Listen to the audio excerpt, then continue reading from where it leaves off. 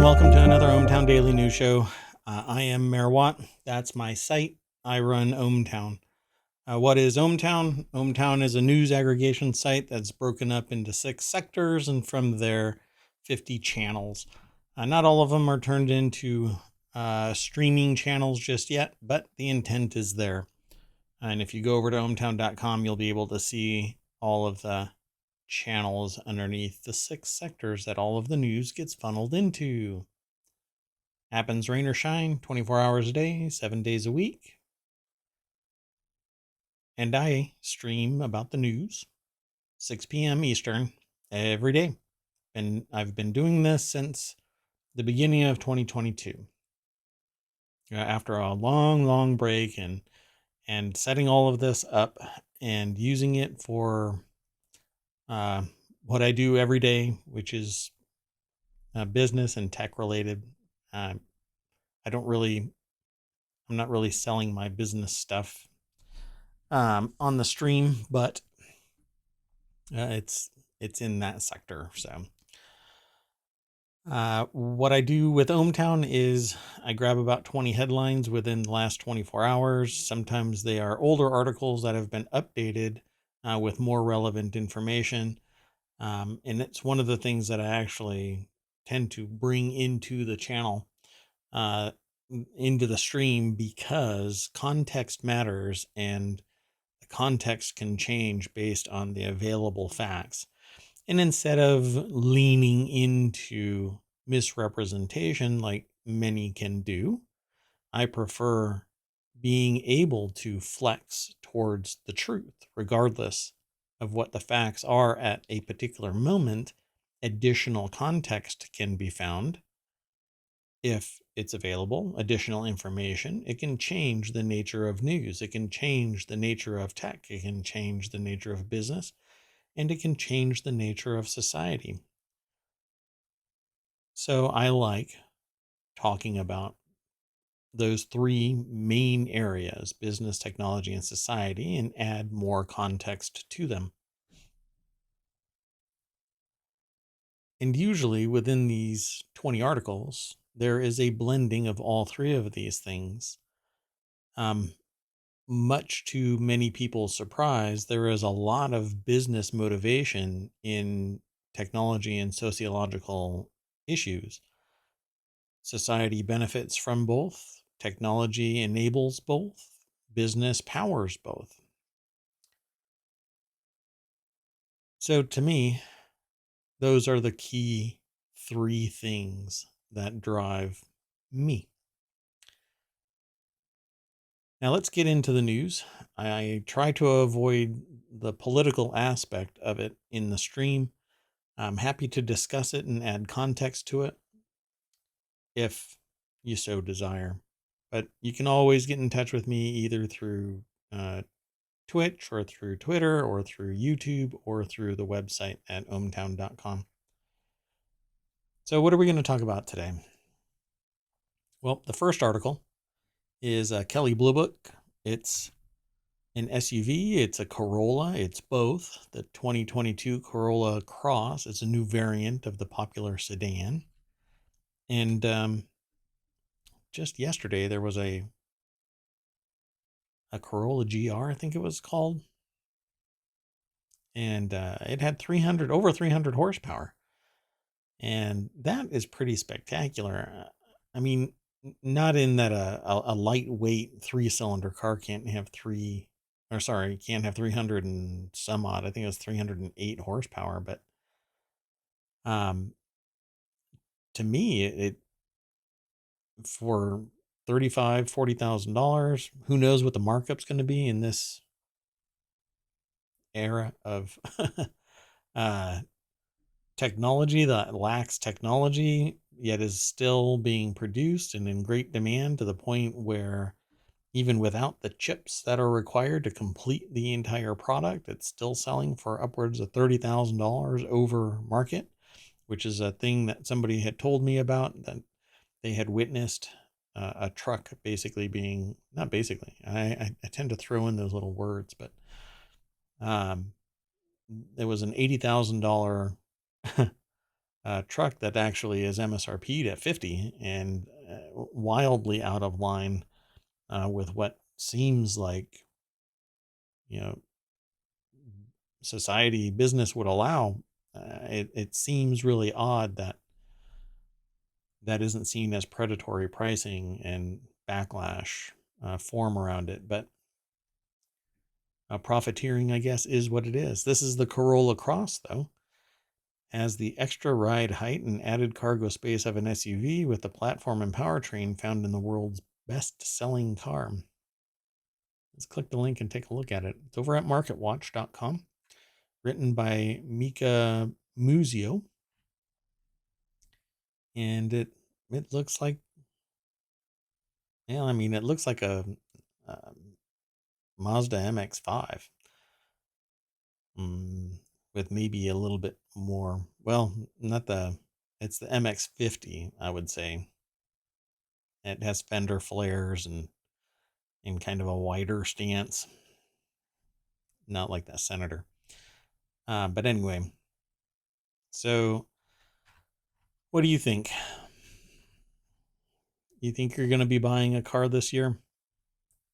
The price for the Toyota Corolla Cross is starting at $22,195 plus a $1,200 destination charge. But every time I've seen a car land on a dealership lot, it's been marked up 169 horsepower. The amount of power is overwhelming. But it does what it needs to do. I'm sure it has somewhat a good mileage. But it's an extremely popular car, the Corolla. And of course, the trim levels will cause the price to go up a little bit. I'm going to scroll down a little bit more and see. So yeah, they go into a little bit of discussion about it. Load up the range-topping all-wheel drive Corolla Cross XLE with all the bells and whistles, and the price tag lands just short of $31,000, which, for a car to get you with all of the luxury that is being allowed to be embedded in the Corolla Cross, $31,000 is pretty respectable. I wonder what it's really going to be priced at when it hits the dealership lot. So go over to Market Watch. You'll be able to read more about it. But it's new for 2022, and at $31,000 seems like it's a reasonably priced car. I still want a GR. This is in the continuity report. Shawn Mendes, Camila Cabello. I thought it was Cabello, but it's actually Cabello. At least that's what I thought. I could be wrong at this point now. Becky G to headline 2022 iHeartRadio KIIS FM Wango Tango. It says this year's iHeartRadio, hazard to say KISS FM, but because I used to be nearer to a KISS FM, but this is KISS, I guess. KISS FM Wango Tango lineup is loaded with performances from Camila Cabello, Shawn Mendes, Becky G, the Chainsmokers, Charlie Puth, who apparently has like perfect pitch. I don't know if that's pronounced Lato or Lato, Latto. 5 Seconds of Summer, Tate McRae, and many more, including Diplo. So let's click the link, take you over to variety.com. I think it's Tanya Garcia. And you can go over to variety.com and check out the rest of this. There's also a listen to the article feature over at Variety. And it says, we're so excited to bring back the show that officially kicks off summer every year in Southern California. The 2022 lineup is jam-packed with amazing artists who represent the very best in pop music right now, said Beta Murphy, or Beata, program director of KISS FM Los Angeles. Everyone can expect to see awesome performances and hear all your favorite songs of the summer. It also wouldn't be Wango Tango without some surprises. So join us on June 4th. We promise you won't want to miss it. So, iHeartRadio. Maybe I'll listen to it. So let's go on to the next article. This is in the Word and Tech. 2 top Truth Social execs resigned from the company just the other day. Oh, I did not. You know what? I'm really sorry. I skipped right over posting this in the chat. And I didn't post this in the chat. And I'm very sorry about that. Because you can click these links and it'll take you over to ohmTown. You can read the little snippet and then click the link, visit the source. That's down here at the bottom of each article. My aggregator only takes a small segment, doesn't grab any audio, doesn't grab any pictures. It's really designed just to tease you into going over to the site and draw some attention. And I talk about it in the stream. So it's pretty simple, right? So here it says Chief Technology Officer Josh Adams and Head of Product Development Billy Boozer both resigned from their roles less than a year after joining Trump's social media venture.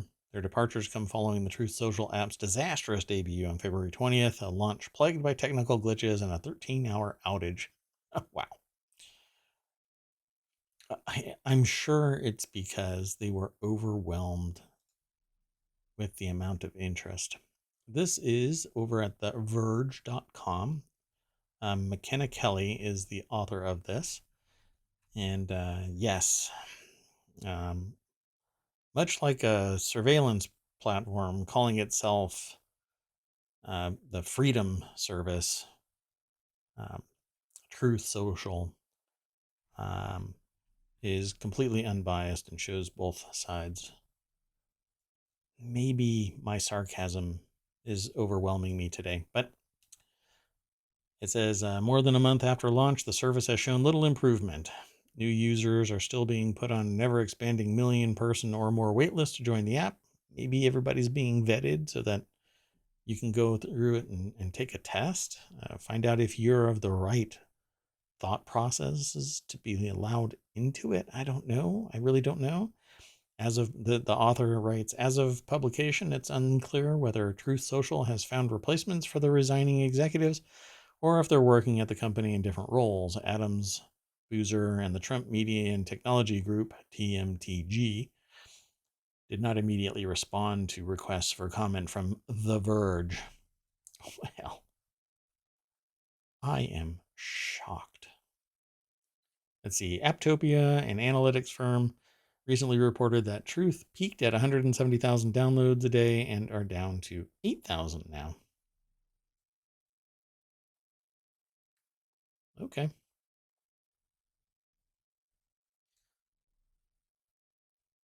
Let's move on. Sorry for the silence. I didn't. I was kind of stumbling around in my head trying to figure out if there was anything worth mentioning. Yeah, not really. So let's go on. This next article is in the Mobile Channel. French fruit vineyards endure coldest April day in 75 years. That's right, folks.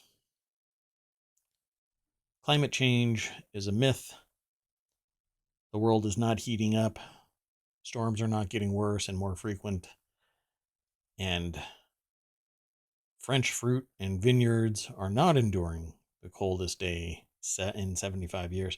So it says here in the article, French wine and fruit growers were hit by the coldest April day since 1947, overnight Sunday and early Monday, the second straight year they have suffered freak spring weather. And that's what you want to hear in the news, that there is freak weather. I'm not sure why they have this picture here. This is interesting. This is wine growers burned candles to protect vineyards from the coldest April day in 75 years. They're burning candles to keep, oh my goodness. That has to be an untenable position. I mean, this is something that you would see in a movie, right? I wouldn't even say rom-com, but some um, some movie about somebody trying to save their vineyards and falling desperately in love with somebody who is just as passionate about saving their grapes and the family history. I mean, look at this. It's an amazing picture. You're in the podcast. You're not going to be able to see this picture, but if you go over to phys.org, there's no author for this article, it seems. But it's called, the title of it is French Fruit, Vineyards Endure Coldest April Day in 75 Years. So if you do a search for that, you'll find it. Growers burned candles, sprayed water, and used wind turbines in effort to protect their crops as temperatures fell below the freezing point with a record minus 9.3 Celsius in Mermelon in the Marne department east of Paris. Experts say freak weather events are increasingly common due to climate change. Hey, I could almost write this stuff. It's very bad. It hit hard overnight. A lot of growers are affected. Christian Lambert, president of FNSEA Farmers Union, told AFP. And if all of these grapes were in a warehouse and that's an untenable position too. You can protect them in a warehouse, but this is massive amounts of space that these grapes are growing in, supposedly in an area that can handle it. But climate change is impacting the long-term viability, because you just don't know when your entire crop is going to get wiped out by some freak weather. But it's interesting. You should go and take a look. Read more about it over at phys.org. The next article is over in the Mobile channel. People around the world like the same kinds of smells. What smells we like or dislike is primarily determined by the structure of the particular odor molecule. A collaborative study involving researchers from Karolinska Institute in Sweden and the University of Oxford in UK shows that people share odor preferences regardless of cultural background. The study is published in the journal Current Biology. I think durian has something to say about this. I suppose, right? I mean, most people, I don't know. In some places, durian is awesome, right? It's part of a diet. But then when you talk to somebody about it, they kind of flinch. Like, durian has come out and slapped you like Will Smith. Oh gosh. Oh, another week where I brought that in. Yeah, I'm batting 1,000. I'll try and stop doing that. Anyway, this is an article over at phys.org, and it's by Karolinska Institute. We wanted to examine if people around the world have the same smell perception and like the same types of odor, or whether this is something that is culturally learned, says Arten Arshamian, Department of Clinical Neuroscience, Karolinska Institute. Traditionally, it has been seen as cultural, but we can show that culture has very little to do with it. Why wouldn't somebody think that something that smells nice to one person smells nice to somebody else? Obviously, there's going to be personality differences. Some people don't like really sweet smells. Some people really don't like sour smells. Some people don't like the smell of road tar, but I get a kick out of it. I mean, I don't know why. I just liken it to industrial processes, I guess. But people think that I'm kind of weird because I like when roads are being built. It doesn't make me flinch like durian does, or countless other foods from around the world. I mean, there's a lot of them that kind of make you go, what? Well, here it says cultures around the world rank different odors in a similar way, no matter where they come from, but odor preferences have a personal, although not cultural, component. Makes sense to me. If you want to read more about it, just head on over to phys.org, and it's a brand new article. So it's titled "People Around the World Like the Same Kinds of Smells." The next article is 7 foods getting hit the hardest by price spikes this year. What do you think?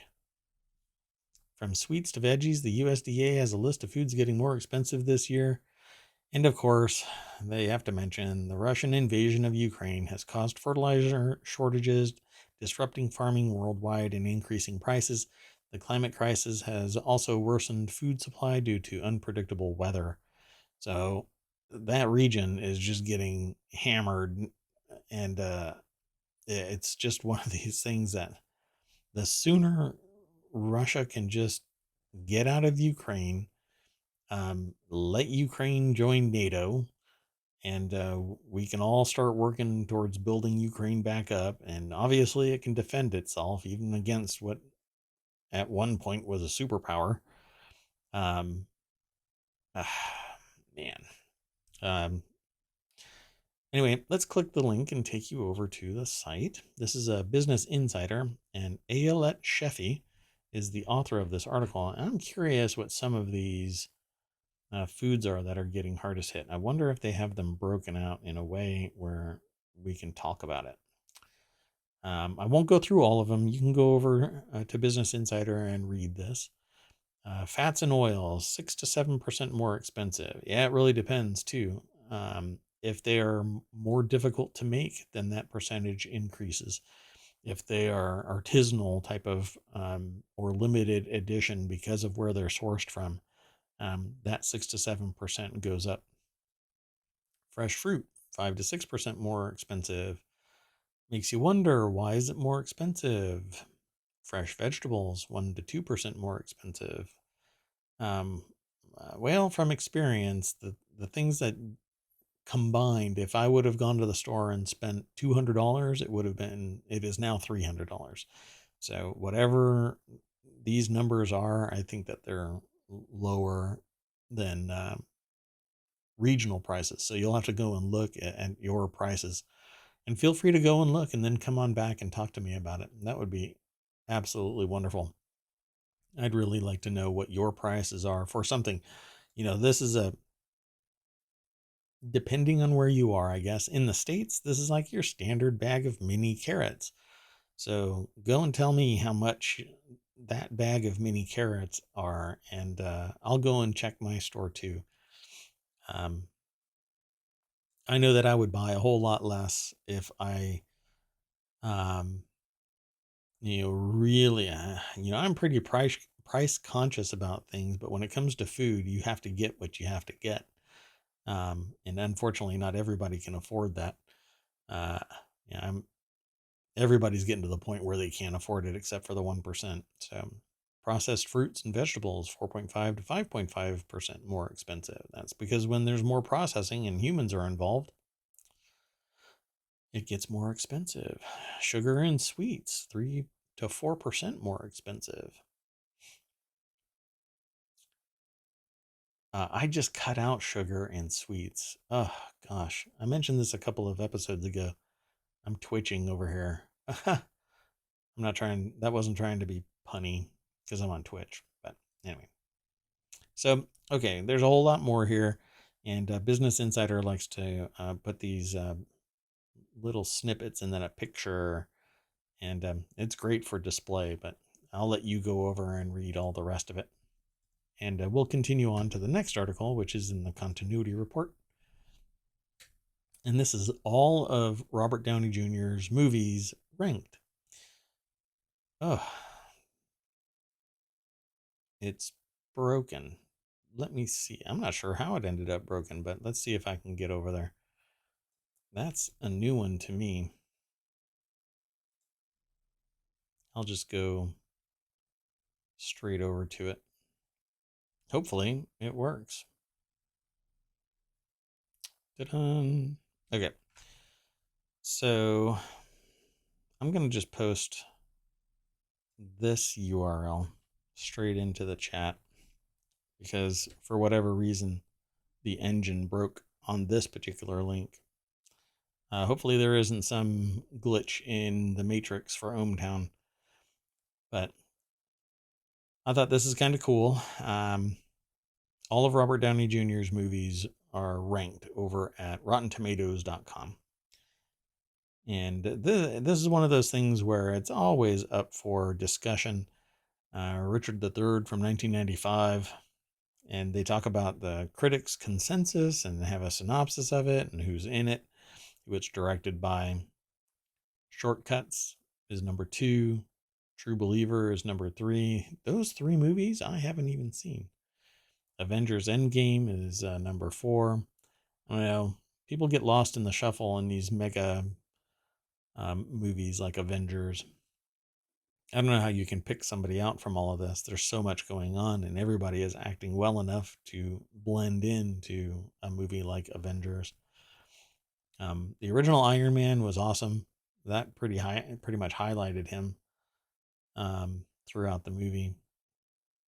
I don't remember Baby It's You. I was around during that time, so not to put an age on me, but I don't remember seeing it.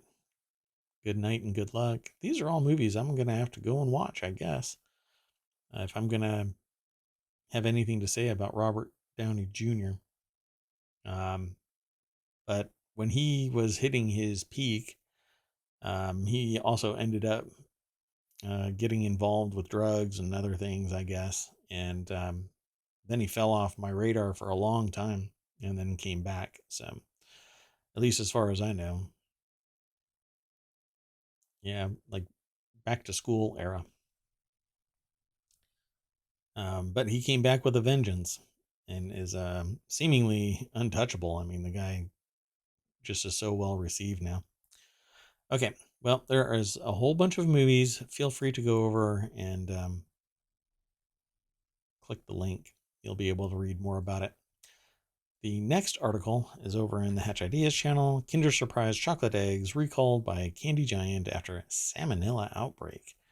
I figured that I would draw some attention to this so that if you have any Kinder Surprise chocolate eggs, you can check to make sure that they are not part of the recall. It says the UK's Food Standards Agency published the recall notice on Saturday, advising consumers to avoid consuming the chocolate item and calling Ferrero customer support to obtain a quote-unquote full refund. The FSA characterized the recall as a precautionary action occurring because the candy product might be contaminated with salmonella, and you don't want to be on the receiving end of a salmonella infection.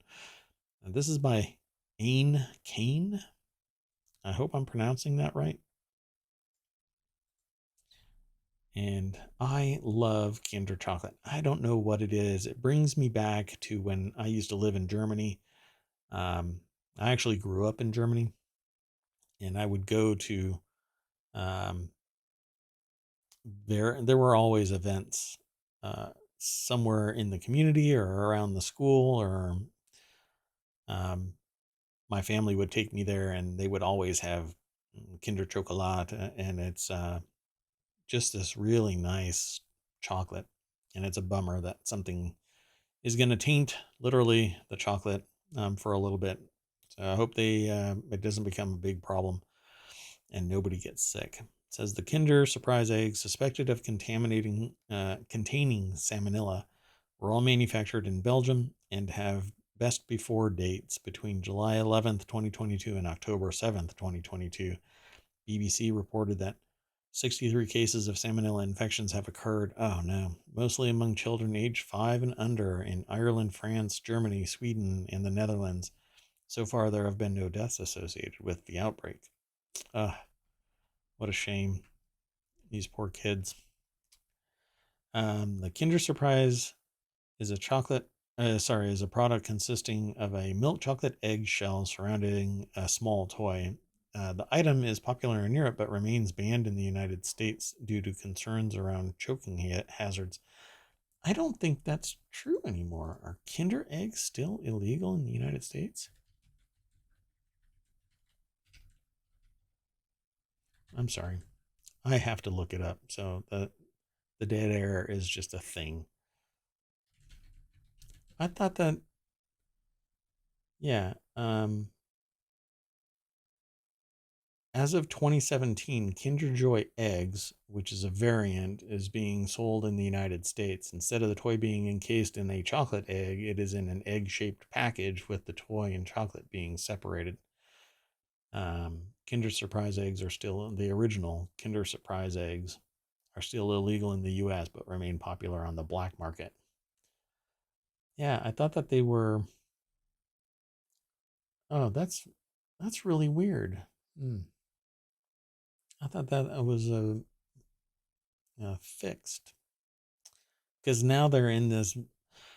As far as I recall, when I was young, these Kinder eggs had the toy actually kind of loose rolling around in there, and now they put them inside a big plastic egg.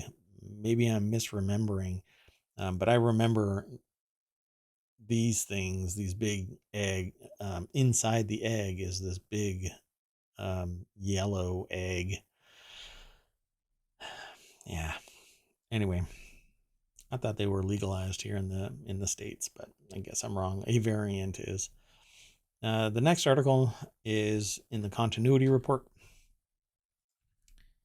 And this is Harrison Ford joins Jason Segel in Apple comedy series Shrinking. Harrison Ford has signed on to star opposite Jason Segel in the Apple comedy series Shrinking, Variety has learned. The show was first announced in October 2021.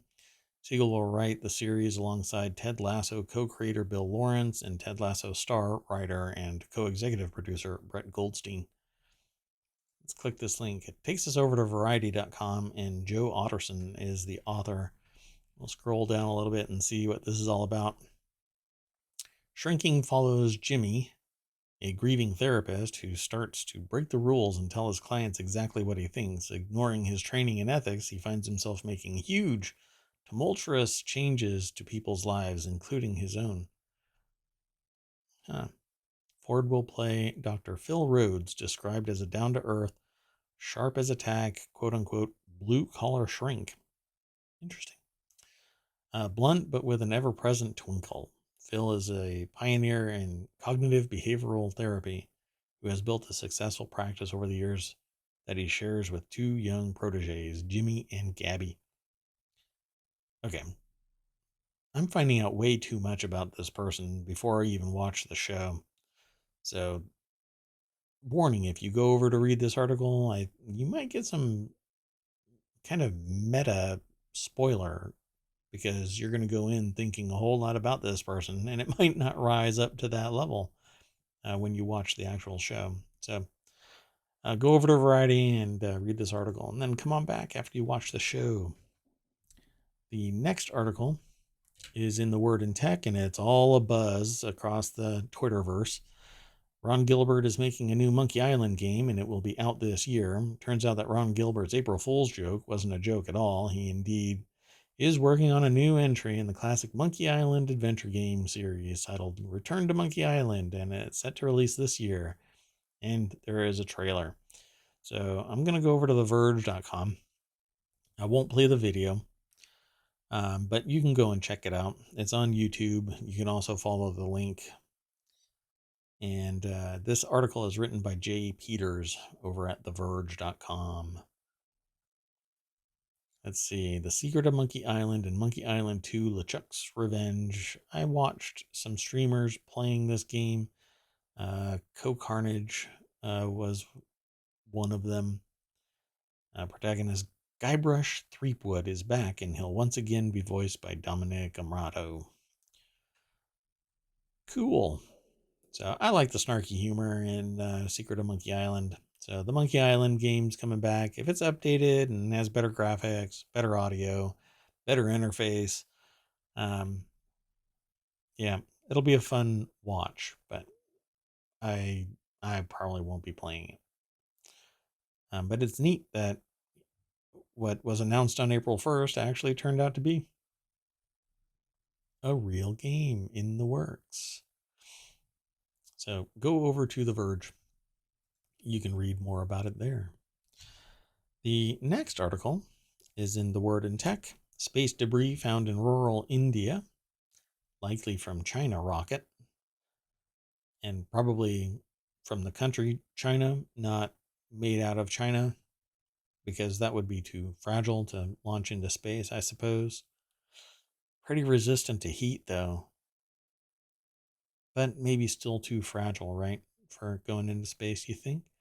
Anyway, a large metal ring and sphere that villagers in rural western India said fell from the sky over the weekend could be from a Chinese rocket launched into space last year, officials told local media. Just click this link. It'll take us over to phys.org. It says the metal ring, reportedly 2 to 3 meters in diameter and weighing over 40 kilograms, almost 100 pounds, was discovered in a village field in Maharashtra state late on Saturday. District Collector A.J. Gulhane told the Press Trust of India. We are preparing a community feast when the sky blazed with the red disk, which fell with a bang on an open plot in the village. People ran to their home fearing an explosion and remained inside for nearly half an hour. And then another object, a large metal ball around half a meter in diameter, fell in another village in the district. Well, that's all we need is debris raining down on us. But there's so much stuff in geosynchronous orbit right now, I'm surprised that there isn't more stuff just plopping down on us. Worst possible thing is everything that we launch out there slowly descending. But let's continue on. The next article is Elon Musk reveals a 9% stake in Twitter, sending the stock price shooting up. And there is a lot of discussion about this. You know, Elon Musk had said a lot of things about Twitter being something that's destroying democracy, if I recall correctly. And he acquired 9.2% of Twitter. While last year, I think he said he was even considering starting up a competitor to Twitter. But you know, billionaires are going to buy everything, and we're all going to have to pick a side, and it's going to turn into cyberpunk where we are beholden to corporations. But if I can get augmentations, maybe it's for the better. I don't know. As long as it's not Cyberpunk 2077, I'm cool with it. This is in the continuity report, and let's click the link and take us over to variety.com. This article is written by Todd Spangler. I don't think it's the Ghostbuster. I'm sure they get that a lot, and I'm sorry. I don't know why I said it. So Elon Musk has acquired about 9.2% of the shares in Twitter, and the social network disclosed in an SEC filing Monday, making the billionaire the largest shareholder in the company. Yeah, I heard about that. Not just that it's 9.2%, but that it's the largest single shareholder in the company. Not even the founder has 9.2%. Following the disclosure before the market opened, Twitter stock price bloomed more than 25% in mid-morning trading. Shares closed at $50 a piece, up 27% on the day, their highest point since November 17th, and the biggest one-day gain for Twitter since its IPO in 2013. My goodness. And I was there to witness it, but I don't have any shares of Twitter. According to the SEC filing, Musk acquired the Twitter shares on March 14th, which was prior to his commentary about Twitter not being fully committed to free speech. Per the filing, Musk bought 73.5 million shares, representing 9.2% of the 800.6 million shares of Twitter common stock outstanding as of February 10th, 2022. Zoinks. So, what do you think that's going to have on policy at Twitter? We'll have to come back and watch. I'm sure we'll hear about it. The next article is over in the Marble Channel, how the recoil from Russian gas is scrambling world markets. Europe wants 50 billion cubic meters of additional natural gas, but supplies are tight. Prices are rising, and other regions might have to do with less.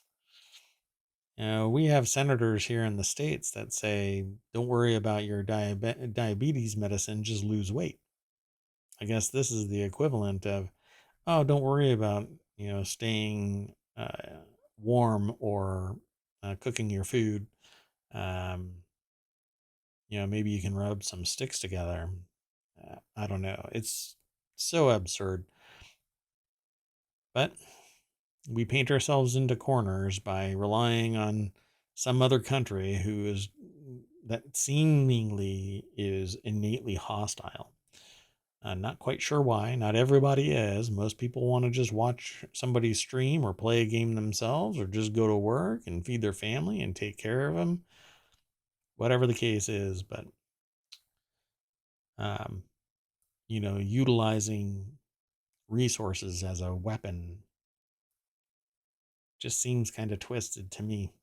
But I'm not a billionaire or an oligarch. Let's click this link. The next, this thing here is NewYorkTimes.com. That's where the article is, written by Stanley Reed. And it says here, let's see. I'm going to scroll down a little bit. It has a dock.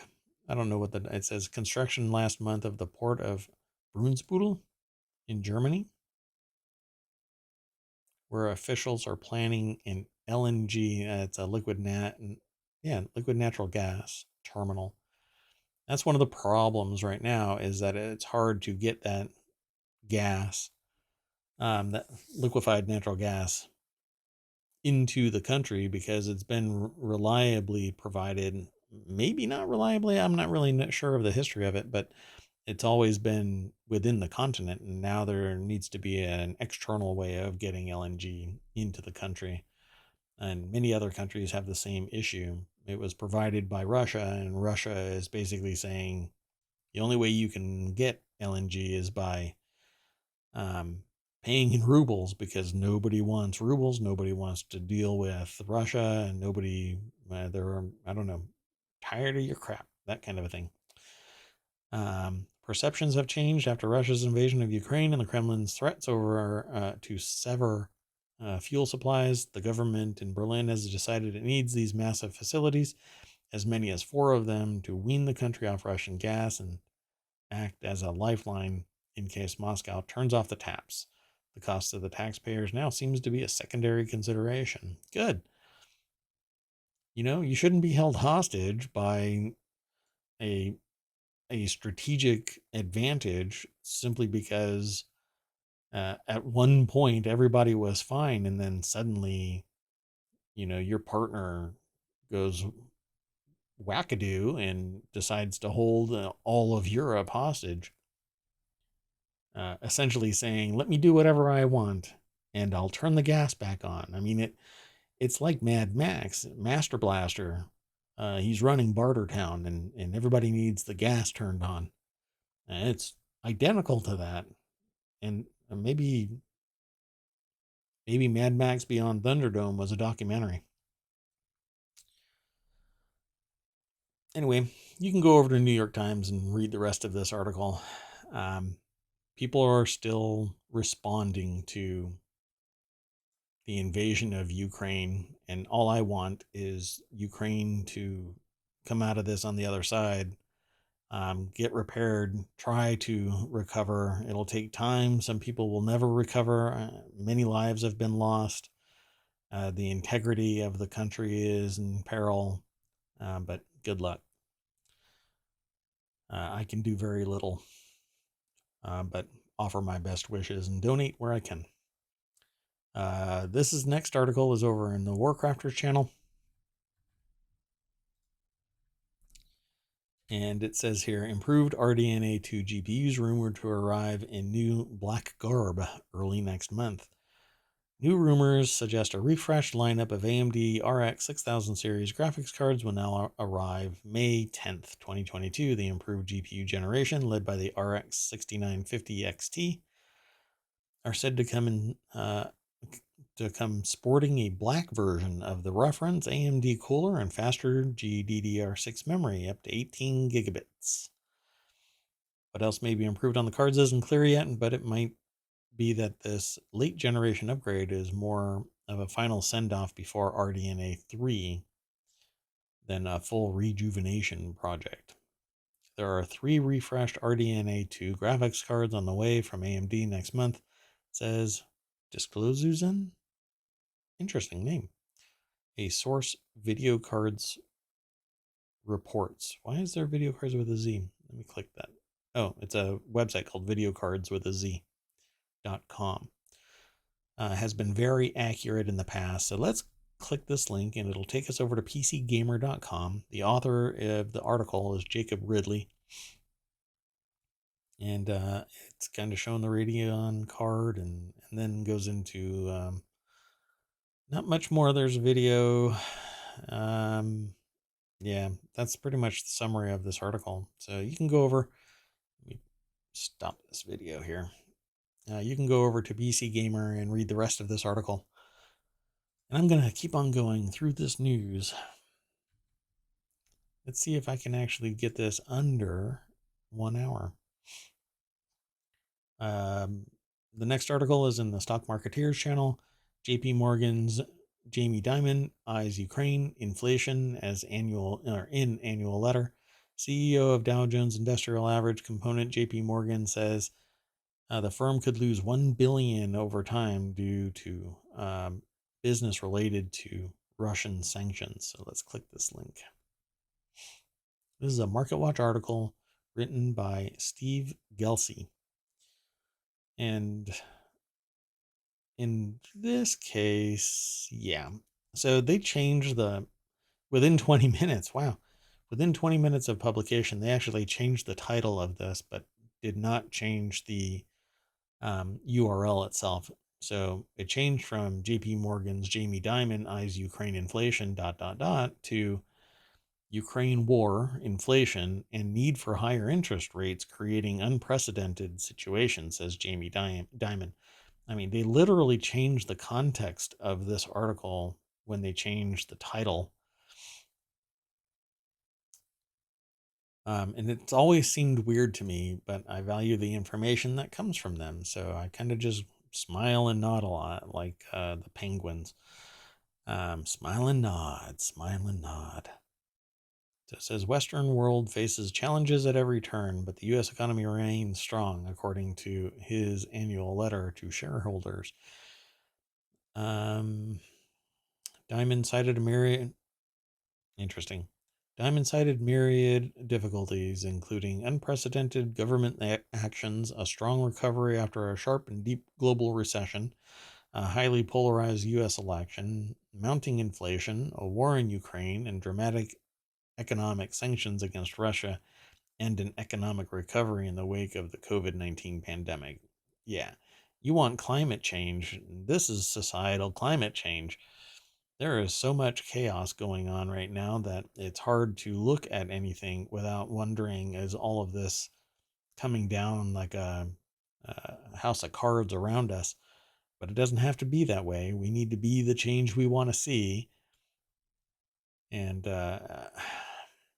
we got to get these vitriolic politics out of here. It can't be so polarized. We have to keep moving forward, but we can't move forward because people are sitting there with these ideological bents where most of the world, most of the United States is not being impacted by these decisions other than the anger, the vitriol, the just the anger that's being brewed by the political system in the United States. And it just doesn't have to be that way. Just talk about the facts and it actually be facts. You know, you can't sit there and say, I believe the sky is blue. No, look up. Is the sky blue or not? That's the truth. The truth doesn't have, I believe, in it. Nowhere.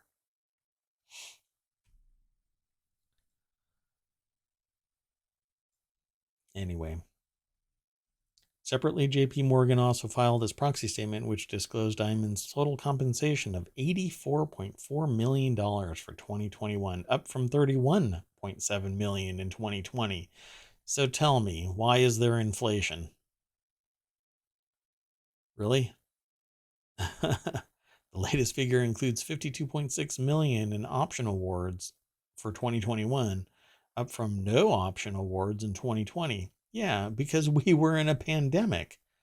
Really? You got 52.6 million in option awards for 2021? Yeah, because the economy was completely screwed, right? Obviously not. There's people that are starving, people that can't make their ends meet because they're getting paid crap wages. You can't make money with just money. It just doesn't work that way. All it does is increase the cost of goods and services, because that increase can't come out of a vacuum. It has to be compensated wealth. It has to be compensated growth. Ah, sorry for sounding frustrated in this stream. It is what it is. So this next article is in the Daily News Show. Starbucks halts stock buybacks as Schultz pivots to workers. Starbucks founder and new interim CEO Howard Schultz announced Monday that the coffee chain was suspending its share repurchase program to invest more profit into our people in our stores. Amazing. Wonderful. Sounds good. This is an article over at ABC News. It's written by Matt Ott and Deanne Durbin from AP Business Writers. Let me pause this. Longtime Starbucks leader Howard Schultz returned to the company as interim CEO on Monday and then said this right out of the gate. Time to shake things up. Actually, benefit your employees, the ones that grind all day long, literally. Oh, gosh, that wasn't actually intended. But anyway, Starbucks announced late last year that it was committing to a 3-year, $20 billion share repurchase program and dividend program to return profits to the investors. That was on top of a $25 billion share buyback and dividend program the company announced in 2018. Buybacks often raise a company's stock price, rewarding its shareholders, but some critics, including Democratic Senator Elizabeth Warren of Massachusetts, say buybacks also inflate executive compensation and do nothing to improve a company's goods and services. Sort of. It allows the company to buy back the stock, raising it, and then they can release the stock back again to everybody, put it back on the market and sell it, and make marginal increases on their purchase. The only time the company makes any money from its stock is when it buys it back and then releases it again. They're trading their shares just like anybody else would. It's not clear how ending the buyback program will impact Schultz himself, since Starbucks has not revealed how many shares he currently owns. At the time he left the company in 2018, he and his family held 34 million shares, which would be worth $3 billion today. Billion with a B. I know. Who am I to say how much wealth an individual can have? That's shocking. Shocking to even hint at that. Crypto billionaire Sam Bankman-Fried reportedly plans to give away 99% of his money as the FTX CEO embraces quote-unquote effective altruism and shuns luxury. Sam Bankman-Fried co-founded FTX in 2019 and is its CEO. My goodness. Sam Bankman-Fried, the 30-year-old founder of FTX, wants to give away 99% of his money, according to Bloomberg. I have been leading my life. I have chosen poorly. He's driven by a philosophy called effective altruism, which is based on mathematical decision-making. Quote, I don't want a yacht, Bankman-Fried told Bloomberg. The billionaire founder of crypto exchange FTX has plans to give away the vast majority of his wealth thanks to the philosophy of effective altruism, which he learned in college. Oh, gosh. Wow, you learn a completely different global worldview by being educated in college? Again, I'm shocked. I'm not really shocked. Phil Rosen is the author of this over at businessinsider.com. Imagine going to college and learning of something beyond whatever it is that you had previously learned, which is the purpose of college, and coming out of it on the other side, a sympathetic, empathetic human being that isn't hell-bent on uh, pure wealth, but is going to be committing themselves and their wealth to bettering the world. Pretty amazing. You pretty quickly run out of really effective ways to make yourself happier by spending money. That's something that he said, and he doesn't want a yacht. Well, it says the MIT grad learned of effective altruism in 2012, his junior year of college. The philosophy uses mathematical calculation to determine how people could do the most good with their money and time. In particular, Bankman Fried, or Fried, took to the notion of earning to give. In line with that approach, he worked on Wall Street for 3 years after college and gave away 50% of his salary every year to donate to animal welfare. These days, he can be found sleeping on a beanbag. Wow. Wow. In February, after Russia invaded Ukraine, the FTX founder said his crypto exchange gave cash to all of its Ukrainian users. He also personally donated $250,000 in Tether to Ukraine. Amazing. This is wealth with values. Kudos. But there are people that are going to be calling him a nut because he's trying to do good with his wealth. And not, seemingly, right? Not using it as a tax write-off so that he doesn't have to pay taxes. Seems like he's doing it out of the goodness of his heart, that he sees human suffering and he's trying to give his wealth to ending that.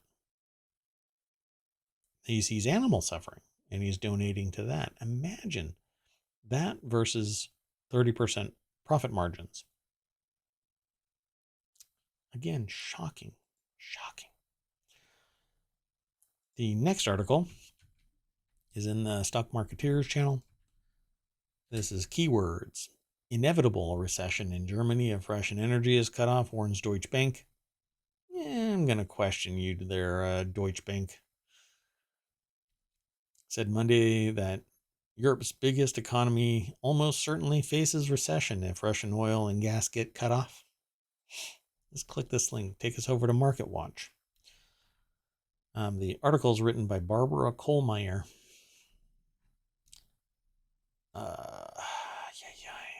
The article has pictures that nobody should have to witness.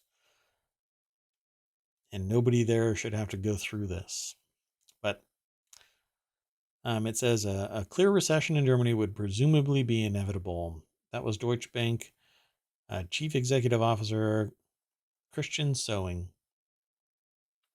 in reported comments at a press conference on Monday discussing the fallout from a potential cutoff of Russian oil and gas. Quote, if it has come to an import embargo, and you have to keep this in mind, then we could be talking about inflation that's at least temporarily in the double digits, Sewing said, in his capacity as the president of Germany's BDB bank lobby, but will permanently have a phenomenon that we all haven't seen in the last 30 years, and that's longer-term inflation. Not sure. There's a mechanic here that I don't quite understand why there would be inflation when, if anything, they would have to buy this. They would have to buy gas and fuel from oil and gas from other countries, causing possibly a price increase. But if it's not being purchased by Russia, then it shouldn't cause inflation. I mean, that money is going to be sent out to purchase those products. And it'll generate the resources that they acquire will be fulfilling the obligation to various parties. I mean, the economics there will keep on happening, but why would it cause inflation? I'm really curious. But Showing said the German banks are now forecasting a sharp pullback in growth this year due to the war in Ukraine of around 2%. Yeah. This is all policy that if people would just not still demand all of their margin, and the ultra rich not sit there and take advantage of their money making money, this wouldn't be happening. But again, I get called naive when I say things like that. I've had one person say, well, you're only saying this because you're not a billionaire. Well, no, that's kind of a stab at my ethics and moral compass. No, that's not how I am. I'm not. It's not that I'm a have not. I'm doing pretty well.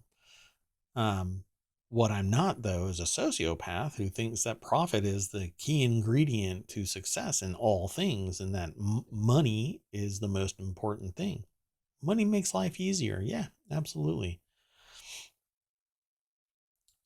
And I'm going to end today on this. The word in tech is an image. Hubble views a galaxy with an active black hole. A while back, I saw an animation of a series of pictures that document a star going around a black hole. You can't see the black hole, but you can see the stars rotating around it. A fascinating um, bit of animation. I haven't seen this yet. It says this image from NASA ESA Hubble Space Telescope reveals tendrils of dark dust threading across the heart of the spiral galaxy NGC 7172. The galaxy lies approximately 110 million light years. I'm amazed by these numbers from Earth in the constellation Pisces Australis. The lane of dust threading its way across NGC 7172 is obscuring the luminous heart of the galaxy, making 7172 appear to be nothing more than a normal spiral galaxy viewed from the side. Let's click a link here. Ta-da. I suppose that right there. When I mouse over the picture, it kind of makes it more opaque. But anyway, this is an article over at phys.org, and it's provided by NASA's Goddard Space Flight Center. Close that. When astronomers inspected 7172 across the electromagnetic spectrum, they quickly discovered that there was more to it than meets the eye. NGC 7172 is a Seyfert galaxy, a type of galaxy that has an intensely luminous, active galactic nucleus powered by matter accreting into a supermassive black hole. It's amazing. Let's see the image that's above, which you'll have to go and click on it, because seeing it through the compression of a browser and then through the compression of Twitch and then on your screen is not going to do it justice, no matter what the resolution is on your screen. So I would encourage you to go over to phys.org and take a gander at it full screen. All you have to do is click on that image and it'll show you in a bigger resolution. The image also combines data from two instruments, Hubble's Advanced Camera for Surveys and Wide Field Camera 3. It's pretty neat stuff. And we see so little with our eyes, and by eyes I mean our telescopes. We've got James Webb up there and we've got the Hubble up there.